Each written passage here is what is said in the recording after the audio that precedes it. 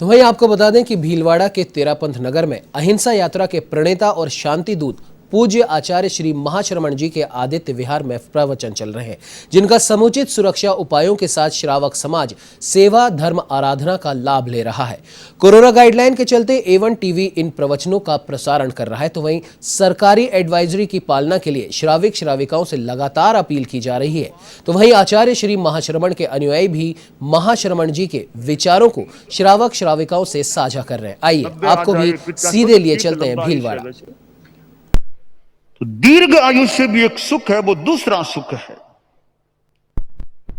तीसरा सुख है अध्यजम, आद्यता।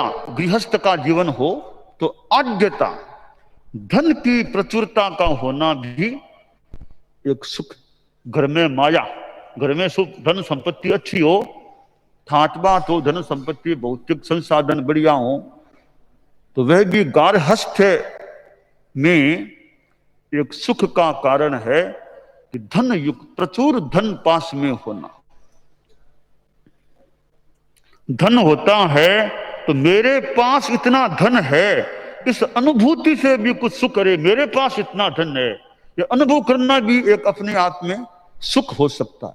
दीर्घ आयुष्य के साथ तीसरी बात बताई, आद्यता सुख है। चौथा सुख है काम। पांचवा भोग। पांच इंद्रिय विषय हैं, इनमें शब्द और रूप ये काम कहलाते हैं, स्पर्श ये भोग कहलाते हैं। इसीलिए हमारे तत्वज्ञान में जाना होगा कईयों ने, या जाना जा सकता है, 2 इंद्रियां कामी है, 3 इंद्रियां भोगी है। श्रोत्रेंद्रिय और चक्षुरेंद्रिय को कामी कहा गया है, घ्राणेन्द्रिय, रसनेन्द्रिय और स्पर्शनेन्द्रिय को भोगी कहा गया। कामी इंद्रियां और तो काम भोग, काम भोग। तो शब्द रूप की अनुकूल प्राप्ति है तो काम, गंध रस स्पर्श की प्राप्ति भोग। चौथा और पांचवा सुख। छठा सुख है वो संतोष। संतोष बड़ा सुख है, यानी यह छठा सुख कुछ एक आध्यात्मिक स्तर का सुख लगता है। संतोष है, संतोष है परमम सुखम। संस्कृत का श्लोक है, असंतोष परामूढ़ः संतोषम यान्ति पंडितः असंतोषस्य नास्त्यन्तः संतोषः परमम सुखम। मोहग्रस्त मूढ़ लोग हैं, वे असंतोष में जीने वाले, असंतोष परायण होते हैं। पंडित ज्ञानी है, आध्यात्मिक दृष्टि से ज्ञानी, वो फिर संतोष को धारण कर लेते हैं। असंतोष का कोई अंत नहीं, आगे से आगे असंतोष, फिर असंतोष, फिर असंतोष, यानी इच्छाएं बढ़ सकती है। संतोष है परमम सुखम। परम सुख है वो संतोष। संतोष आ गया, परम सुख है। जब आए संतोष धन, सब धन धूलि समान। संतोष का धन आ जाए।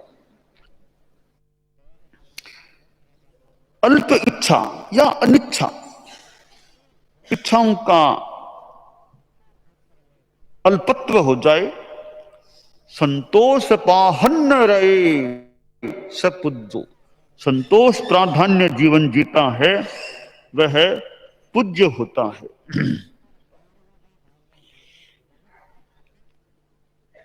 एक श्लोक आता है कि आरोग्य सारियम मानुसत्तरम, कि मनुष्यता का सार है आरोग्य रहना, निरोग रहना मनुष्यता का सार है।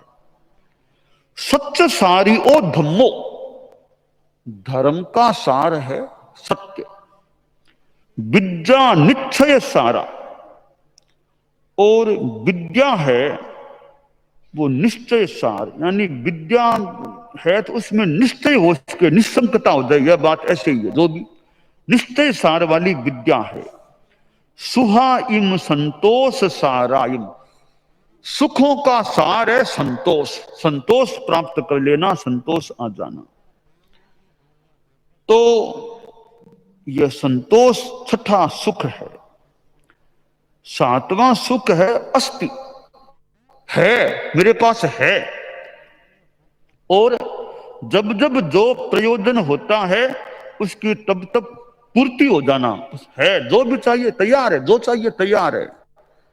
पुस्तक चाहिए तैयार है, कपड़ा चाहिए तैयार है, जो चाहो वो मिलता रहे तो अस्ति है, तैयार है, तैयार है। ये अस्ति का होना भी सुख है। और यूं सोचे कि अस्ति मेरे पास है, मेरे पास वह चीज है, मेरे पास वह वो है, ये है की अनुभूति भी सुख हो सकता है। तो जो अपेक्षा पड़े चीज तैयार है, वो एक सुख की स्थिति है। कि वरना अपेक्षा तो है साहब, खोजेंगे, लाएंगे, मिलेगा कि नहीं मिलेगा देखेंगे। एक चाहिए लो, तैयार है चीज, ये अस्ति सुख है। आठवां सुख है शुभ भोग, रमणीय विषयों का भोग करना।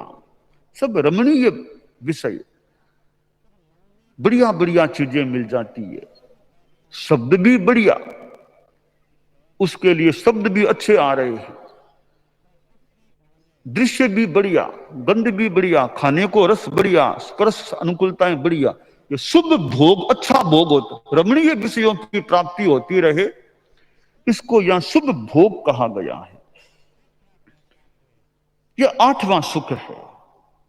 नौवां सुख बहुत आध्यात्मिक है, निखमम, निष्क्रमण करना, प्रव्रज्ञा ले लेना बड़ा सुख है। कल दीक्षा समारोह भी है हमारे यहाँ, भाद्रव शुक्ला नवमी है, विकास महोत्सव है। कई समणियां जो ऊपर ऊर्ध्वारोहण यानी श्रेणी आरोहण करने वाली हैं, कई मुमुक्षु हमारे सीधे साधु साध्वी बनने वाले हैं। तो निष्क्रमण, यूं तो समणी बनना भी एक निष्क्रम, एक प्रकार का निष्क्रम या समणी हो जाना भी अब श्रेणी आरोहण है, ऊर्ध्वारोहण, जहां है वहां से और ऊपर उठ जाना। तो प्रव्रज्ञा बड़ा सुख है, साधुपन लेना अपने आप में बहुत बड़ी बात है। तो शास्त्रकार ने बड़ा आध्यात्मिक सुख बता दिया, निष्क्रमण, प्रव्रज्ञा सुख है।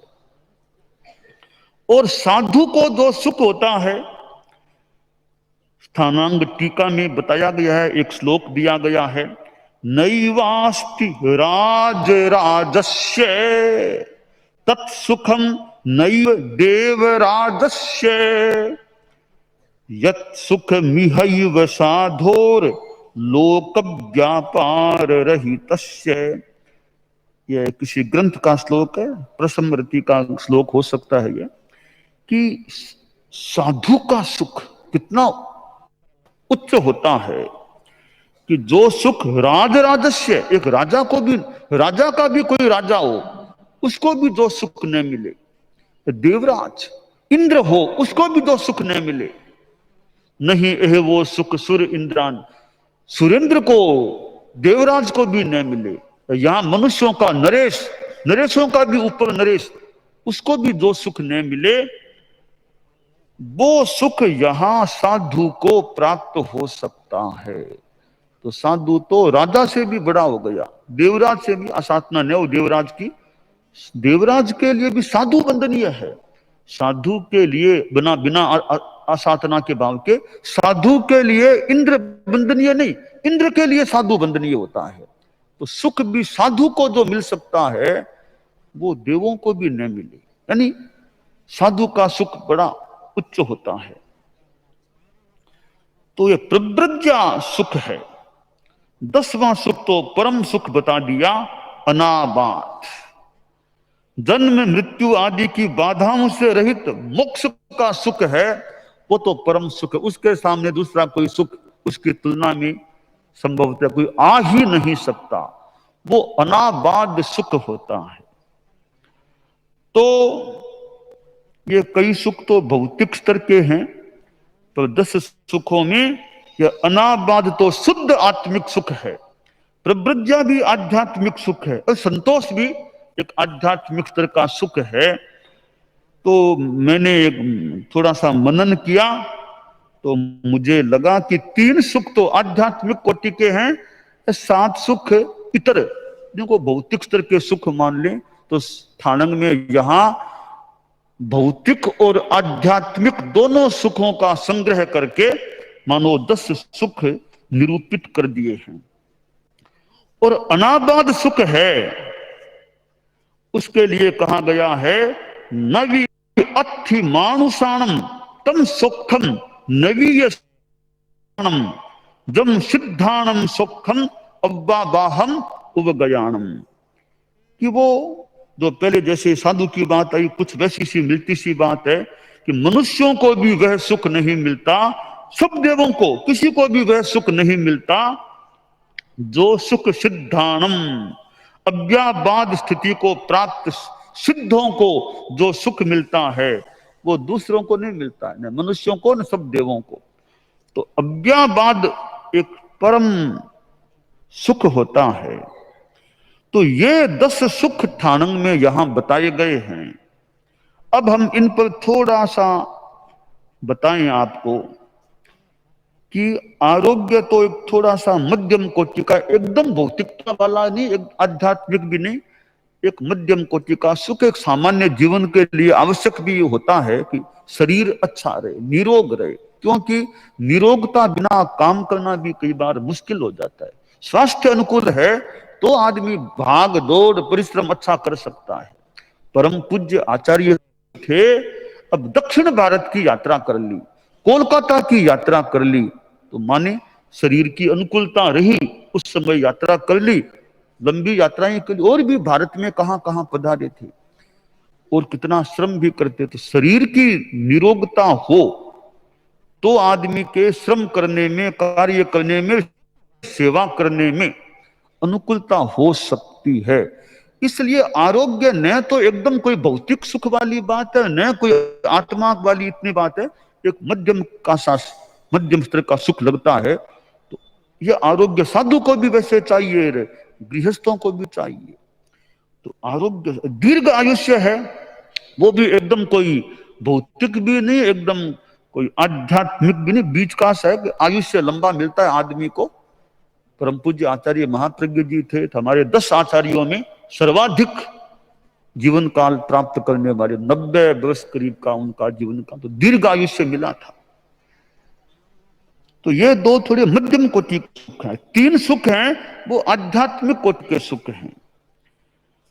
और ये आद्यता है, ये कुछ भौतिक सुख है। आद्यता, धनाद्यता होना, धन की प्रचुरता भौतिक सुख है। काम भोग भी ऐसे भौतिक सुख है, और ये शुभ भोग भी भौतिक है।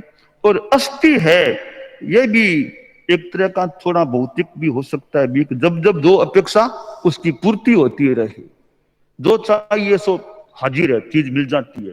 तो बिना भाग्य के और पुण्य के संभवतः कठिन है कि जो जरूरत हो तत्काल हाजिर, ऐसा जो चाहिए यह चीज चाहिए, लो कुछ देर में चीज तैयार है। तो ये सुख हैं, इनमें बस अनाबाद सुख प्राप्त करने का हमारा लक्ष्य रहे कि हम कभी अनाबाद सुख को प्राप्त हो जाएं। और अनाबाद सुख का कारण है प्रव्रज्या लेना, यानी निष्क्रमण करना। वो अनाबाद सुख का एक यानी हेतु है। तो निष्क्रमण करो तो वो अनाबाद सुख की प्राप्ति हो सकेगी। और वैसे सम्यक्त्व भी है, वो भी अनाबाद सुख की ओर बढ़ाने वाला सुख। सम्यक्त्व भी अपने आप में एक अनाबाद सुख का बड़ा कारण है। तो सम्यक्त्व और चारित्र है, ये दोनों अनाबाद सुख प्राप्ति के हेतु बनते हैं। तो शास्त्रकार ने 10 सुख बताए हैं। तो हम तो सबसे परम सुख जो अनाबाद सुख है उसके प्रति एक इच्छावान रहें, लक्ष्यवान रहें, पुरुषार्थवान रहें कि हम उस दिशा में आगे बढ़ते रहें। तो अध्यात्म की साधना के द्वारा वो अव्याबाद परम सुख प्राप्त हो सकता है। दानान शिष्ठम अभय पयाणम सत्येषु या अणवज्जं वयन्ति तवेषु या उत्तम बंचेरम लोगुत्तमे समणेनाय पुत्ते।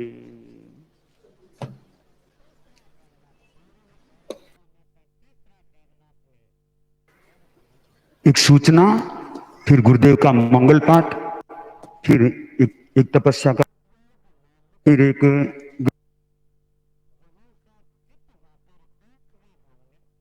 ग्रंथ का लोकार्पण पूज्य प्रवर की सन्निधि में हो। कल पूज्य प्रवर ने जैसा फरमाया, विकास महोत्सव और दीक्षा समारोह वह मुख्य प्रवचन कार्यक्रम में ही हो सकेगा, और मुख्य प्रवचन कार्यक्रम के प्रारंभ का समय लगभग प्रातः 9 बजे का है। उसी के अंतर्गत विकास महोत्सव और दीक्षा समारोह हो सकेगा।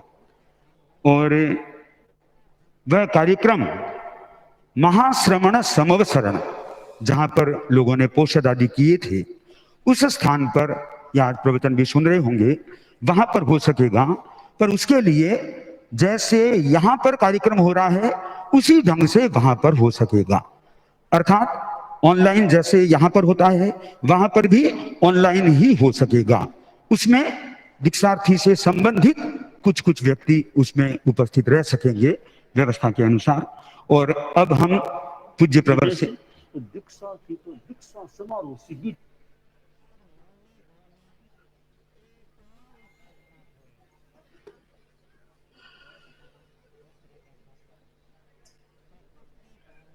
दीक्षार्थी जो हैं, वैसे वो 9 बजे भी आए तो बाधा नहीं, दिक्कतें, परंतु कम 10 बजे तक तो पहुंच जाए, 10 बजे तक लगभग।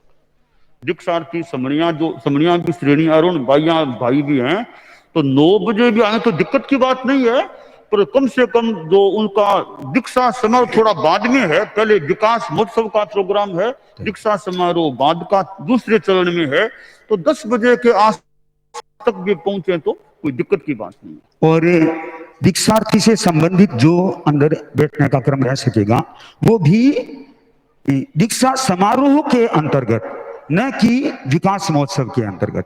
विकास महोत्सव 9 बजे प्रारंभ हो सकेगा और उसके बाद वो कार्यक्रम संपन्न हो जाता है। उसके बाद में फिर कार्यक्रम वैसे संलग्न रूप में ही चलेगा।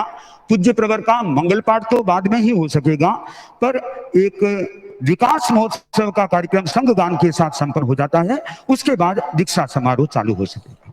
और अब हम कोई उपवास बेला आदि प्रत्याख्यान करना चाहें, वे प्रत्याख्यान, फिर एक बार गुरुदेव का मंगल पाठ हो रहा है।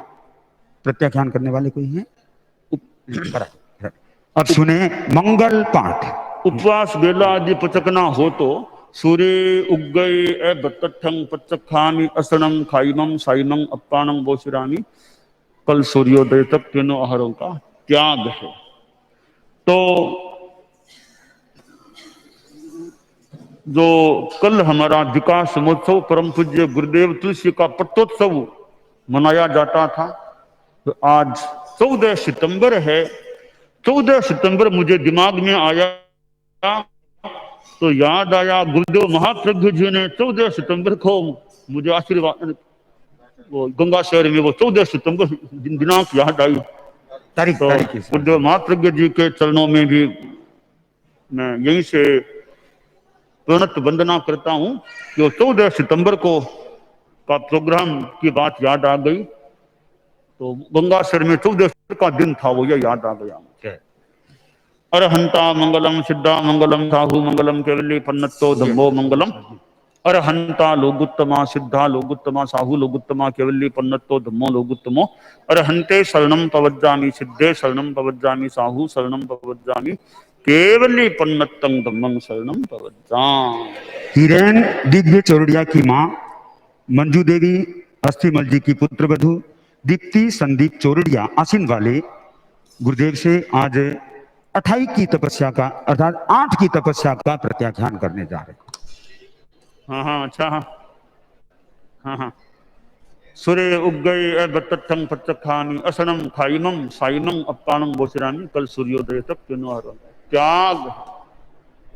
जैन योग संदर्भ कोश ग्रंथ का लोकार्पण पूज्य प्रवर की सन्निधि में होने जा रहा है। दामोदर शास्त्री जी इधर प्रधान संपादक डॉक्टर समणी भास्कर प्रज्ञा, जैनिश भारती से जुड़े हुए व्यक्ति अमरचंद जी लूंकड़, इधर मदन चंद जी दुगड़, डूंगर चंद जी वडेरा, वे गुरुदेव के समक्ष उपस्थित होकर के इस ग्रंथ का लोकार्पण करते हैं।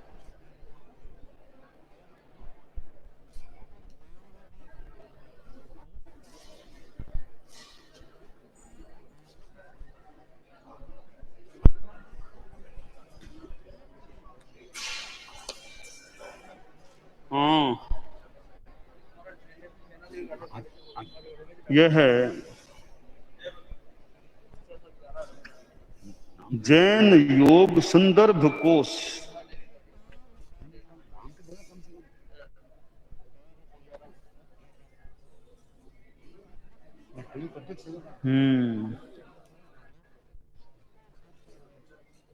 प्राथमिक दृष्टया अवलोकन करने से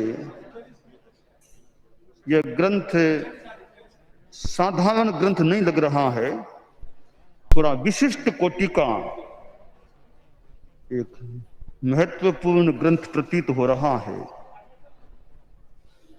योग के बारे में, जैन योग के बारे में इसमें सामग्री प्राप्त हो रही है और एक पठनीय यानी अच्छा पठनीय ग्रंथ प्रतीत हो रहा है।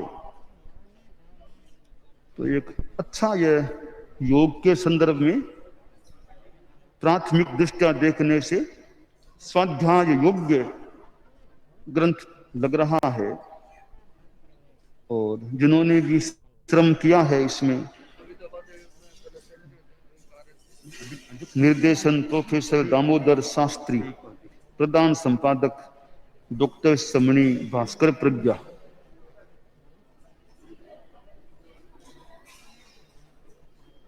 आगम का भी इसमें है और भी ग्रंथों का लग रहा है, तो अच्छा है।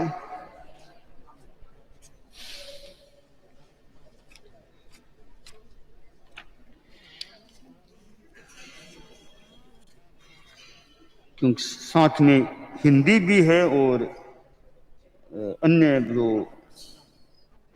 प्राकृत या जो भी भाषा का भी है, साथ में अनुवाद भी है, तो अच्छा ग्रंथ है। ऐसे ग्रंथ के स्वाध्याय से अच्छी प्रेरणा भी मिल सकती है, जानकारी भी मिल सकती है। तो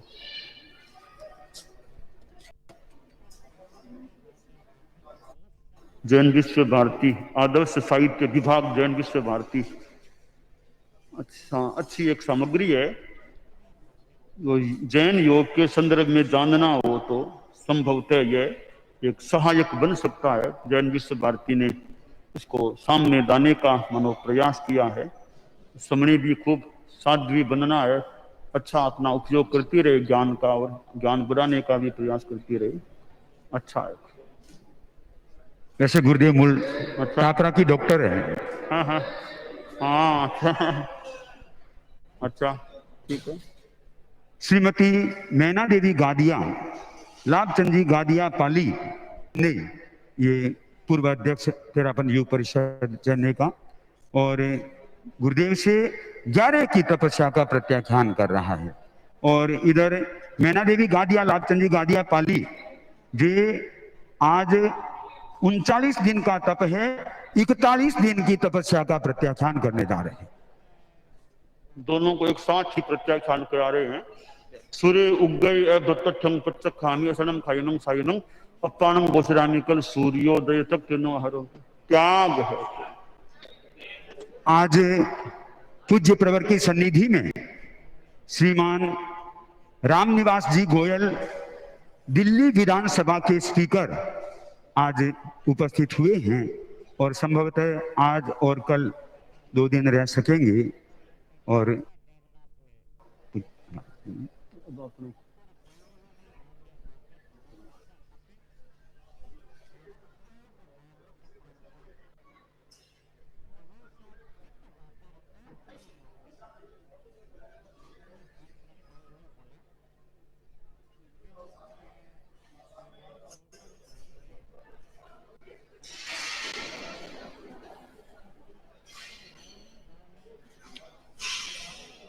रामनिवास जी गोयल जो पूज्य चरण में आज उपस्थित हुए हैं, तो आए हैं, ये तो दर्शन हो गए आपके, पर कुछ अभिव्यक्ति भी आप गुरुदेव के समक्ष करें तो ज्यादा अच्छा रहेगा। तो अपने विचारों के साथ में श्री रामनिवास जी गोयल।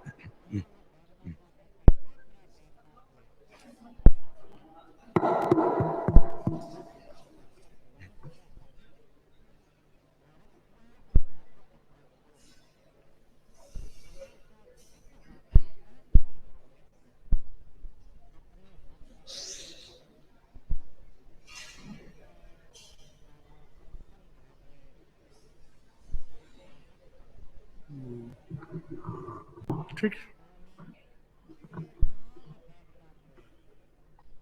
मंचस्थ परम पूजनीय प्रातः स्मरणीय